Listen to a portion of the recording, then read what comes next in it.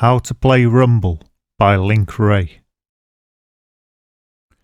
This is a really cool but really easy tune, so it's ideal for beginners, but also for anyone who just wants to increase their repertoire with easy to remember tunes. If you need or want the tablature that goes with this tune, you can find it at www.ebooksforguitar.com, and it's in the course First Steps Guitar for absolute beginners. And if you don't know how to read tablature yet, that's also in the course. The First Steps Guitar PDF ebook is completely free, and you'll find it in with the fingerstyle guitar course. And I'll put a link to the playlist of all the guitar lessons down below in the description. And if you're not familiar with this tune, I'll put a link to it being played down below in the description as well. Right, let's get into it. How to Play Rumbel by Link Wray. This tune is ideal for beginners because it's only got 4 chords in, and it's got 1 scale. So if you've never actually gone through any scales, this is a great way of being introduced to them. So we'll look at the scale first. The scale is the E minor pentatonic scale. However, before we learn it how we're going to play it in the tune, I'll just quickly show it you as a bar scale, or a scale that doesn't use any open notes. So we'll first take a look at the G minor pentatonic scale. Now, the reason I'm showing you a G minor pentatonic scale first is because this is a really useful scale. Because you're not playing any open strings, you can move it up and down the neck as you need it.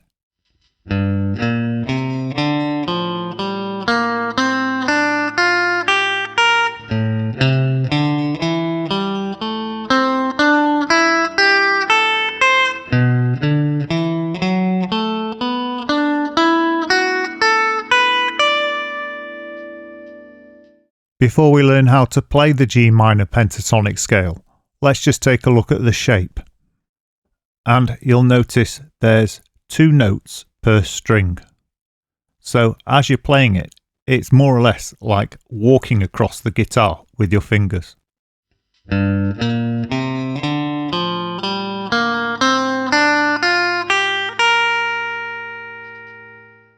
And you'll notice there's only 3 fingers used. The first finger, the third finger, and the fourth finger. And you'll notice every 3rd fret is played with the first finger, every 5th fret is played with the 3rd finger, and every 6th fret is played with the 4th finger. And this is how you should play all scales or tablature that's based in one position, assigning a finger to each fret. So basically, each fret has its own finger. In this case, the 3rd fret is the first finger, the 4th fret is the 2nd finger, the 5th fret is the 3rd finger, and the 6th fret is the 4th finger. If you learn and practice the guitar this way, the correct way, it'll become habit quite quickly. So you'll be able to speed up and play more accurately, more quickly. Right, I'll show you very slowly how to play this scale. So if you can already play the guitar, you can skip this using the chapters feature because it'll be very boring. But if you're an absolute beginner and you've got your guitar with you, pick it up and get ready to play the G minor pentatonic scale. Firstly, place the first finger on the 3rd fret of the bottom E string and play that. Then place the 4th finger on the 6th fret of the bottom E string and play that. Now move along to the next string and place the first finger in the 3rd fret of the A string and play that. Then place the 3rd finger on the 5th fret of the A string and play that. Move along to the next string and place the first finger in the 3rd fret of the D string and play that. Then press the 3rd finger on the 5th fret of the D string and play that. Go across again to the next string and place the 1st finger in the 3rd fret of the G string and play that. Then put the 3rd finger in the 5th fret of the G string and play that. Moving to the next string, place the 1st finger in the 3rd fret of the B string and play that. Press the 4th finger in the 6th fret of the B string and play that. Now move along again to the last string and place the 1st finger in the 3rd fret of the top E string and play that. And finally, place the 4th finger in the 6th fret of the top E string and play that. And here's how you eventually want that to sound.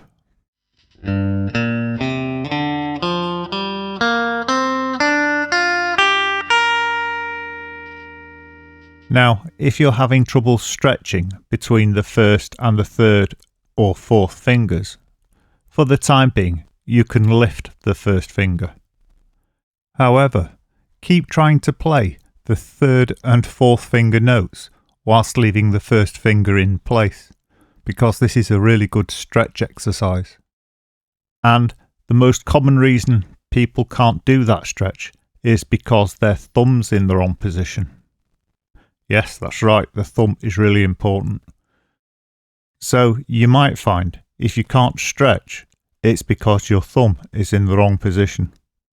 So bring the thumb round the guitar towards the floor, and this will put your fingers onto their tips and enable a greater stretch.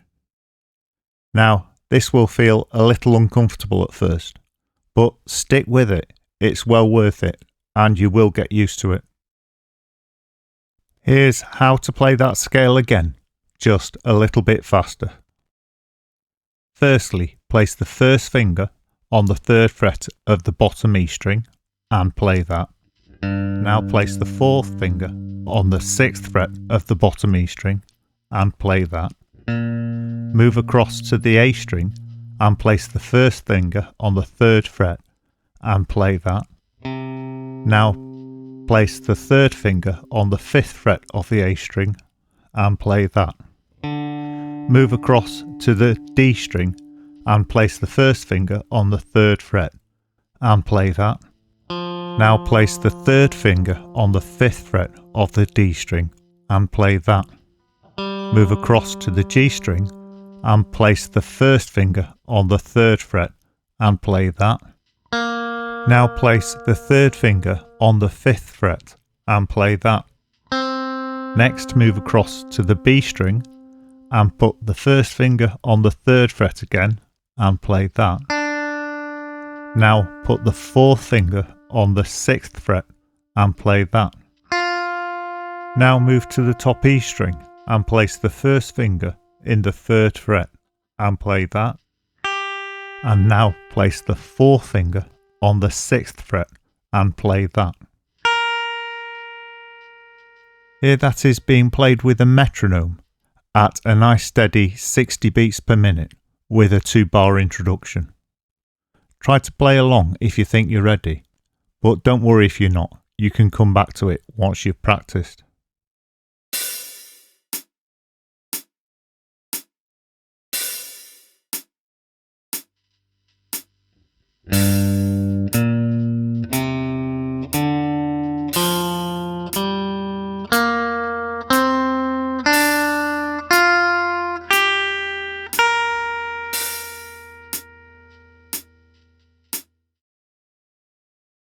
And here that is again, for anyone who's playing along.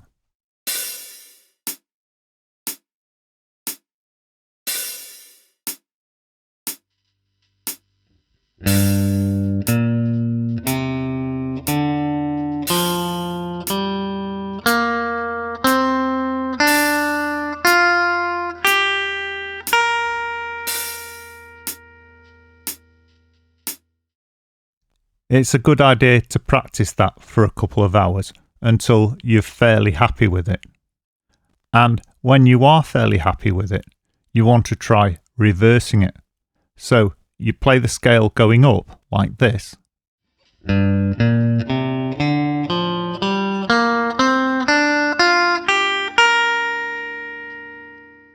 And then you come back down again like this.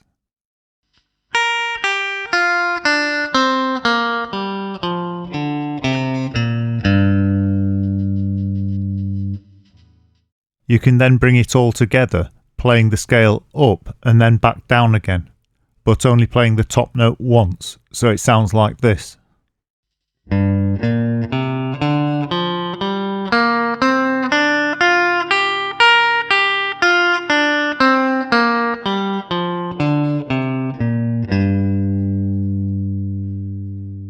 It's well worth memorising that scale and making it part of your practice routine. Because just like chords, scales and parts of scales appear in different tunes, just like the E minor pentatonic scale appears in Rumbel. So if you already know the scales, learning the tunes becomes far easier. Once you feel you can play the scale, we then need to add another dimension to it by introducing the pick hand, and with the plectrum you want to play down, up, down, up, down, up, all the way through the scale. And this will help you get the scale more smoothly and eventually more quickly.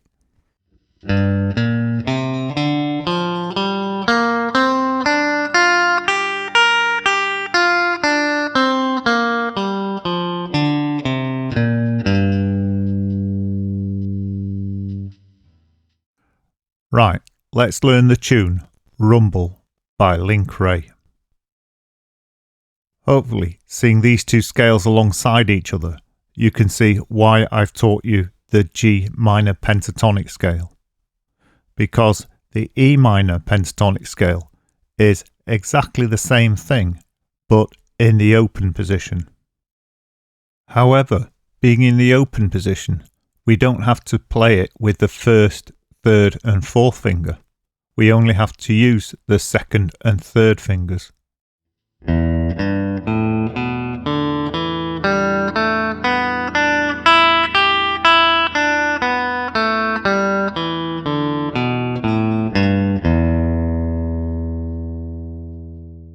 In this tune, you'll only have to play the scale backwards from the top E string to the bottom E string. However, it's important you use alternating plectrum strokes with the pick hand, because eventually you'll have to play it quite quickly.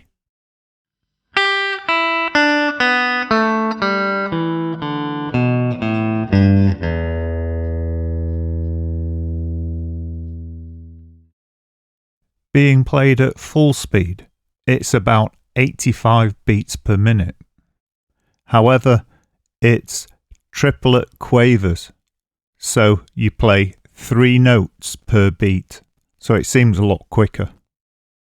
Here's a metronome beat at 60 beats per minute, but with the triplets being played, so you can get used to how it sounds.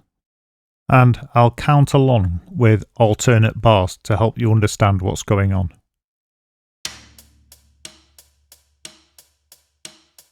1 2 3 2 2 3 3 2 3 4 2 3. 1 2 3 2 2 3 3 2 3 4 2 3.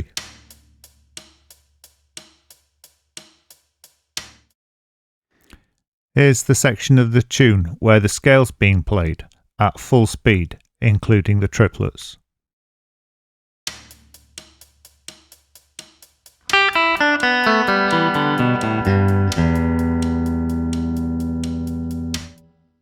Hopefully you noticed that I held the second to last note, which is the 3rd fret on the bottom E string, or the G. Here that is being played more slowly, with a metronome at 60 beats per minute, with a 2-bar introduction. Try and play along if you think you're ready.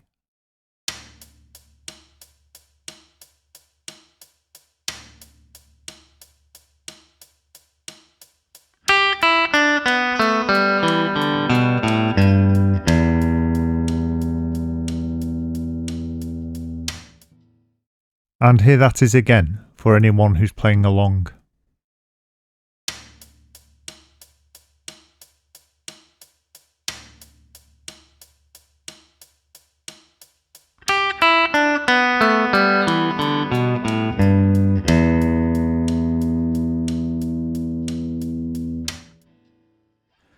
Anyone who's just learnt this scale, it might take you a few weeks to get up to this speed, so don't worry if you can't play it that fast straight away.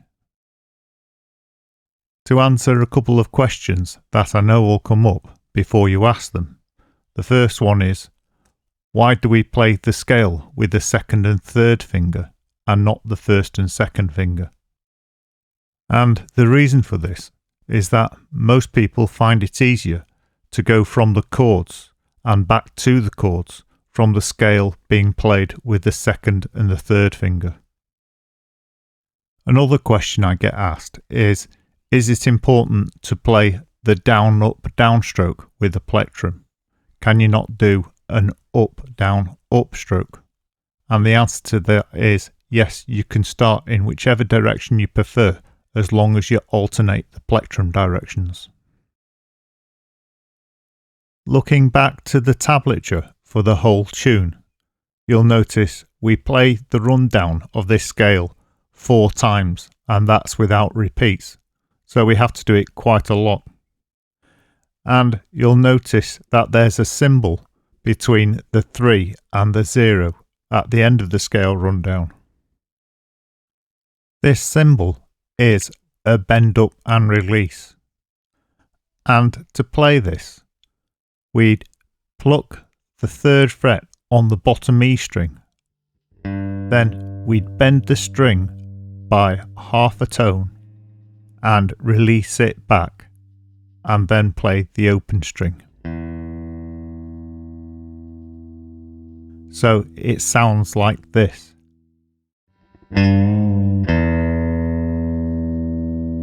You'll notice I'm bending the note upwards towards the top of the guitar rather than downwards. And there's a reason for this. Some people will find it easier to bend downwards. However, if you do this, you're in danger of bending the string so it flicks off the end of the frets, which won't sound very good. So, to avoid this, as a general rule, you always bend the string towards the centre of the neck. Here's what that passage sounds like with the bend, and I'll play it at full speed first, just so you can hear how it sounds.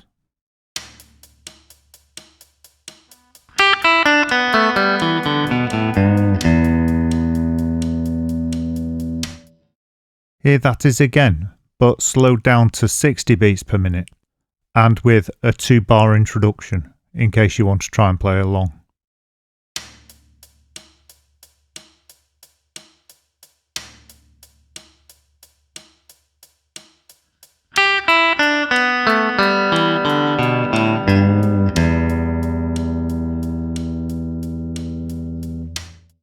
And here that is again one last time.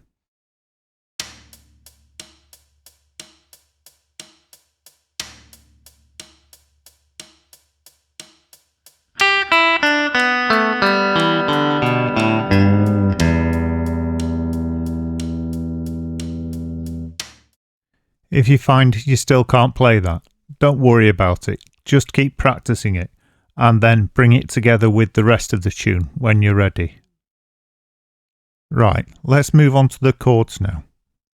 And there's only 4 chords, and 3 of them are really easy.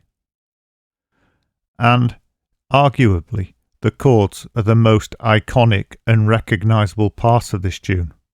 So if you're an absolute beginner and you struggle playing the single note sections, you should be able to play the main riff. To make this section more easy to learn, I'll be using the easy notation. If you've got the PDF that doesn't have the easy notation in, then you might want to re-download the PDF because this is in the latest version. And to know which version you've got, you've just got to look down at the copyright notice at the bottom of the page. If your copyright is before 2025, then you've got an older version of the PDF. Right, I'll go through each chord from the point of view of an absolute beginner, starting with the D sus2. And if you already play a D chord, all you have to do to create this chord is to lift the second finger up, so it exposes the top E string.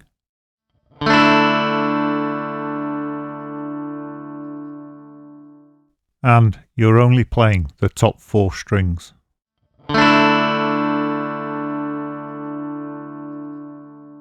However, to make the chord changes more easy, it's probably better to play this chord using the second finger on the 2nd fret of the G string and the 3rd finger on the 3rd fret of the B string.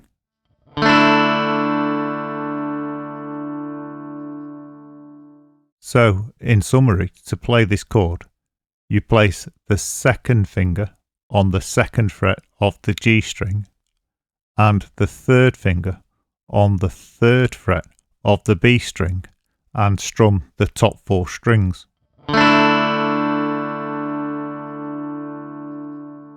And for the sake of this tune, every time you play the D sus2, you play it twice, strumming down.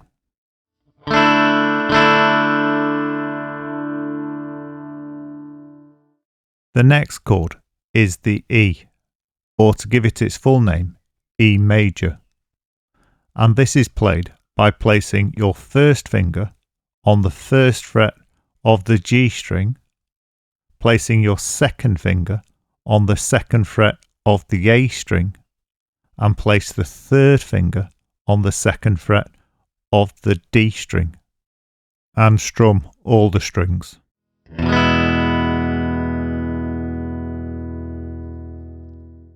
Here that is again, the 1st finger on the 1st fret of the G string, the 2nd finger on the 2nd fret of the A string, and the 3rd finger on the 2nd fret of the D string, and strum all the strings.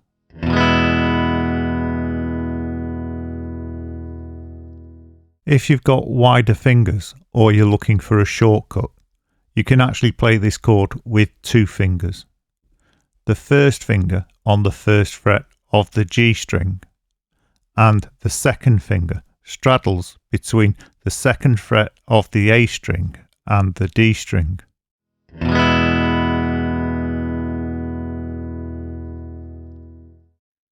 This method isn't for everyone, but I'm putting it out there for anyone who might find it useful. So, to play the main riff of the tune, we play the D sus2 twice, and then the E major, all down strums.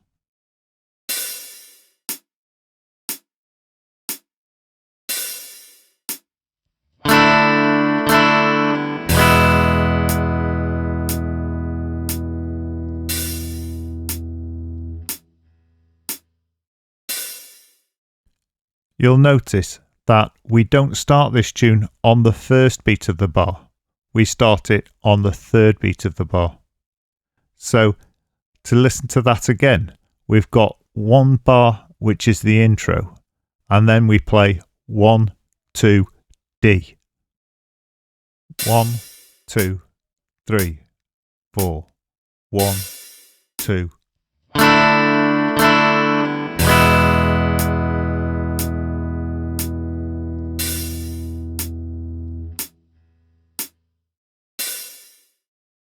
And this rhythm continues throughout the tune. So here it is being played with a bar introduction at a very slow 60 beats per minute, but I'll be counting over it the first time, so just listen to it. 1, 2, 2, 3, 4, 1, 2, 2, 3, 4, 1, 2. Here that is once more with the bar introduction. I'm not going to count over it this time. See if you can play along.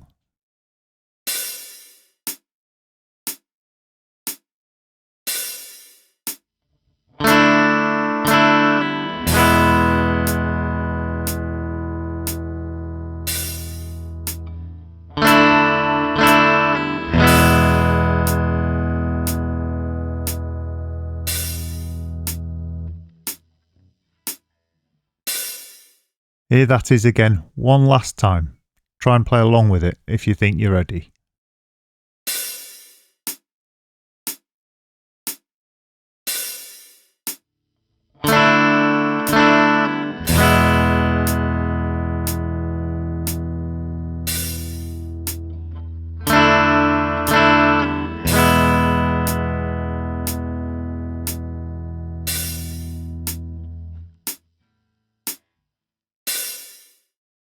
Because this main riff is repeated so many times, just by getting that small 2-chord movement, you can play over half of the tune.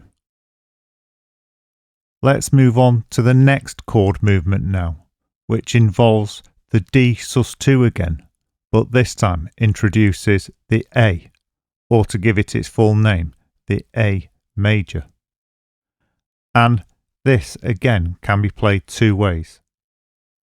Either you can play it by placing the first finger on the 2nd fret of the D string, the 2nd finger on the 2nd fret of the G string, and the 3rd finger on the 2nd fret of the B string.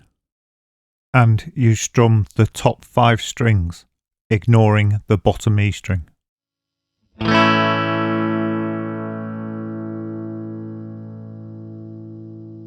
Or, if you've got wider fingers, you can place the 1st finger on the 2nd fret of the D string, overlapping onto the G string, so you cover the 2 strings, and place the 2nd finger on the 2nd fret of the B string.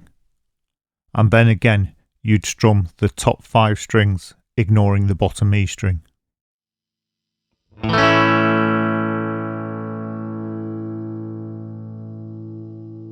Whichever way you choose to play this chord, stick with it, as trying to learn it 2 different ways will only split your practice time. And most people probably already know this chord, as it's one of the first chords you learn. Within the context of this tune, we play exactly the same rhythm as we did for the D sus2 and the E major, but this time we replace the E major with the A major. Here's what that sounds like at a very slow 60 beats per minute with a bar introduction.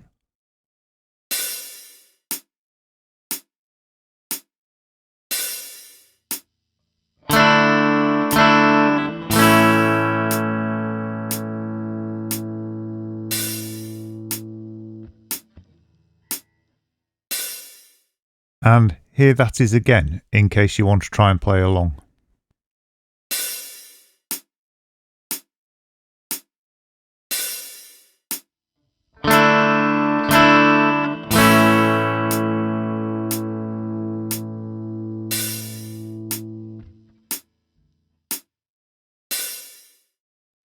And here that is again, one last time.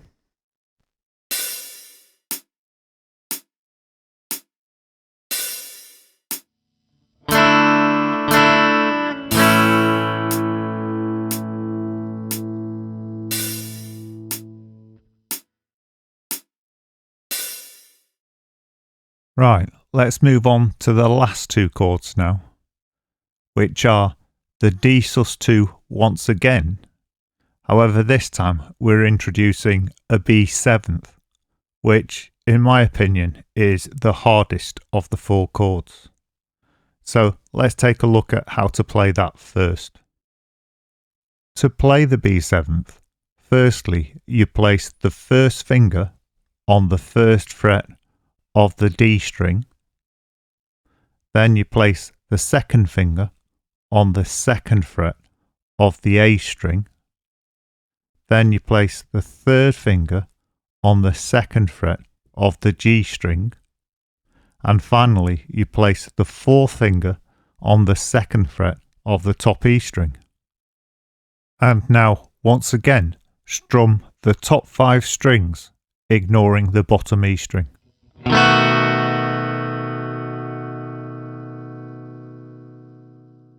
Let's do that again. So take your hand off the guitar and then place the fingers back.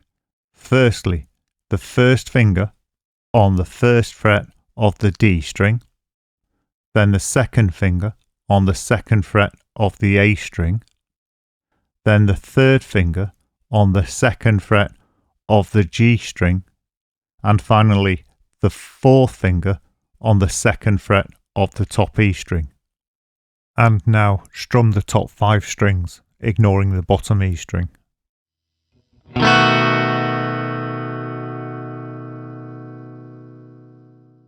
Now, playing this chord on its own with lots of time is one thing. However, within the context of the tune, you have to change from the D sus2 to the B7th quite quickly. So this will take some practice. However, there's a slight difference in the way that you play this chord that you might find quite useful. If you look at it in the tablature, what's happening here is the bass note is played first before the rest of the chord is strummed. So, if you can put the bass note down first and play that, whilst putting the other fingers into place. So it looks and sounds something like this. If you can do this, it's really helpful and makes it easier to do the chord change within the time frame expected. Here's what the chord change sounds like between the D sus2 and the B7th, with a bar introduction at a slow 60 beats per minute.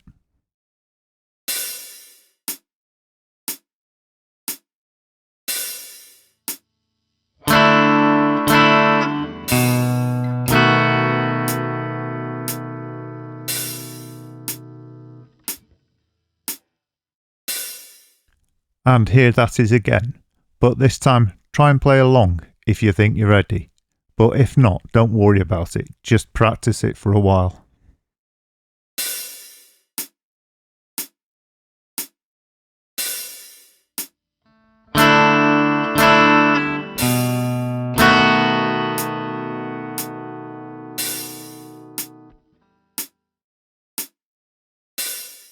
And here that is one last time for anyone who's trying to play along.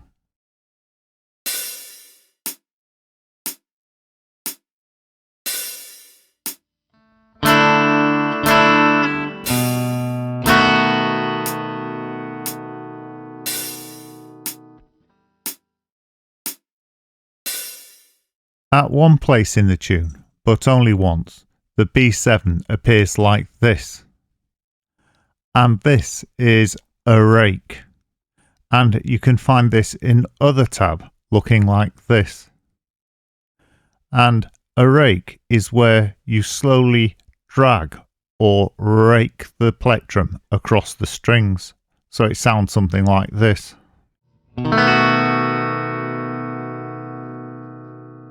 The speed you rake a chord at really depends on the feel of the tune you're playing, and it can vary quite a lot.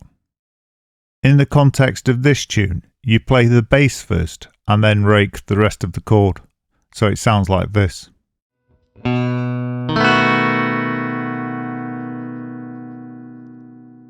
I don't need to say much about this because it's quite easy and most people can do it straight away.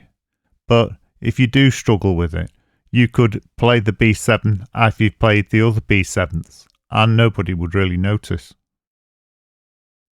Now, if you're having difficulty with any of the chord changes in this tune, the best way to practice them is just to do what I call chord push-ups, and that's where you just go between the two chords you're having difficulty with, and do this starting really slowly and speed up.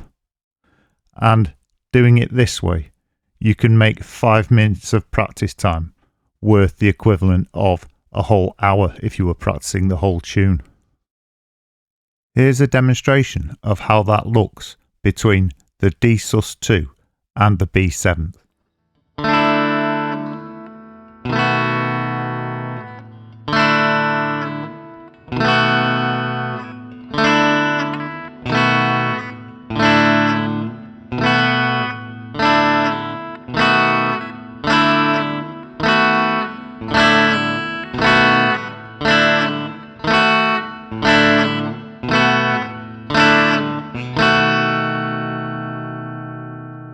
Now you've learnt the entire tune except for one small section, and that's the guitar solo. As this tune is in the Absolute Beginners course, and I'm teaching this to an absolute beginner, I wouldn't bother with the solo. However, here it is anyway, for anyone who's a bit more advanced yet still watching this video, or if you are an absolute beginner and you just want to see if you can do it. The first two notes you'll notice is two 12s with two lines leading up to the 12 with an SL above them. And this means you slide to the 12s. But you don't slide from any specific note. It's a ghost note, which means you're playing something but you're not really hearing it. You play both the 12s and the slides with either the first finger or the third finger, depending on which you're most comfortable with. Personally, I prefer to use the third finger because it makes it easier to end the solo on the A.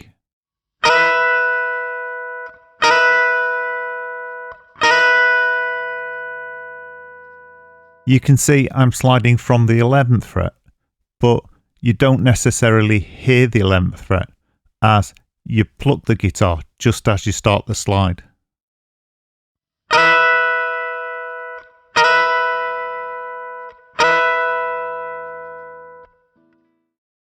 The entire solo is in triplets again. So for every 4 beats, you're playing 12. Or for every beat, you're playing 3.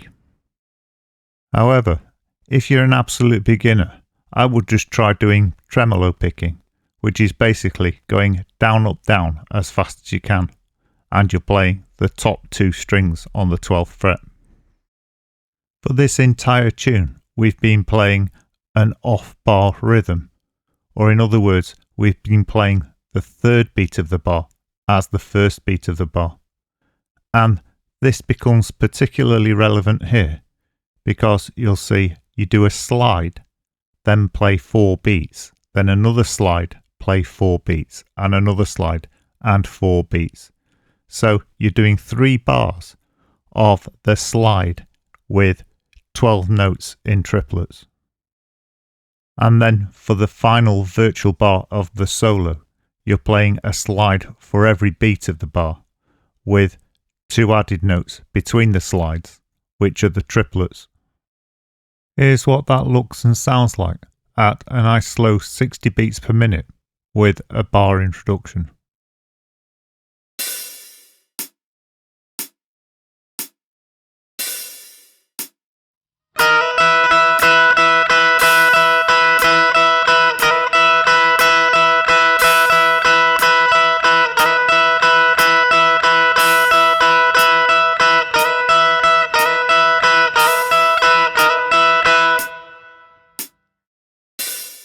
And this isn't the hardest part of the solo. That's where you have to return to the A at the end of the solo, coming straight from the 12th fret. However, you don't have to play the complete A, you miss the top E string. Or if you prefer, you can even play an A5, where you only have to play 3 strings. Here's the entire solo being played at a nice slow 60 beats per minute with a bar introduction, so you can hear and see how it should be played.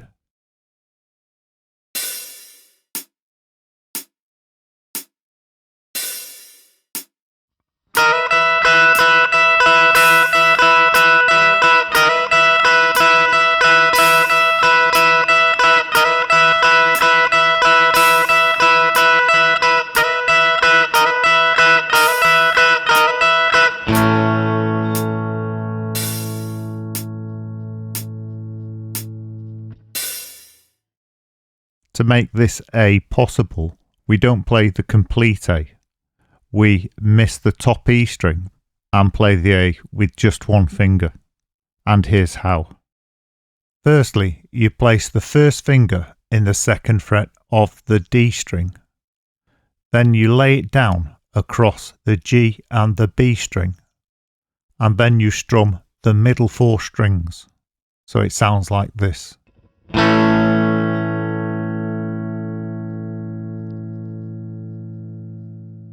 Here that is again. Place the first finger in the second fret of the D string and lay it down so it's covering the G and the B string, and then play the 4 middle strings.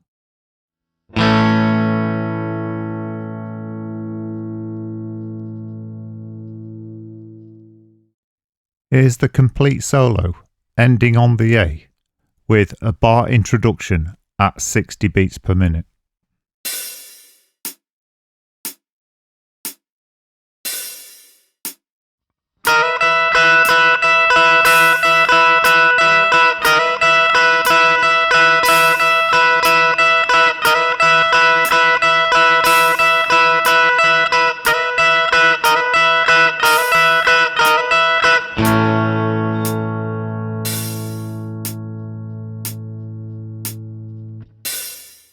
And here that is again, one last time.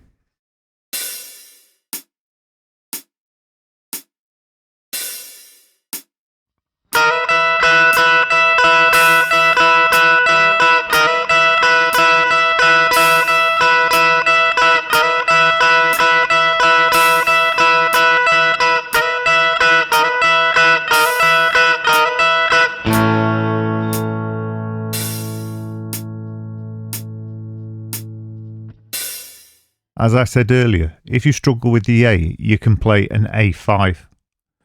To play this then, you'd put your first finger on the D string in the second fret and allow it to fall down onto the G string in the second fret. And then you just play 3 strings, the A, the D and the G.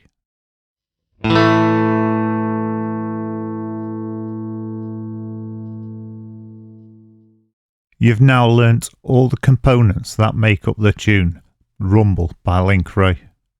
You've just got to practice those now and speed them up and then bring them together. When you're ready, you could try playing along with the backing track that I'll put at the end of this video, both at a slow speed and at the regular speed. If you want or need the tablature for this lesson, you'll find it in the GCH Guitar Academy First Steps guitar course, and that's available free at www.ebooks4guitar.com. And if you've already got that tablature, make sure you re-download it to get the updates. Thank you very much for watching, and a real special thanks for watching to the end. And if you enjoyed the lesson and haven't done already, please like, subscribe and hit the bell icon, and then you'll be notified when I upload new lessons. And if you'd like to support the channel financially, there's channel membership available. And I'd like to thank sincerely everyone who has become a channel member, because only by your support can the channel keep going. Bye for now, until the next time.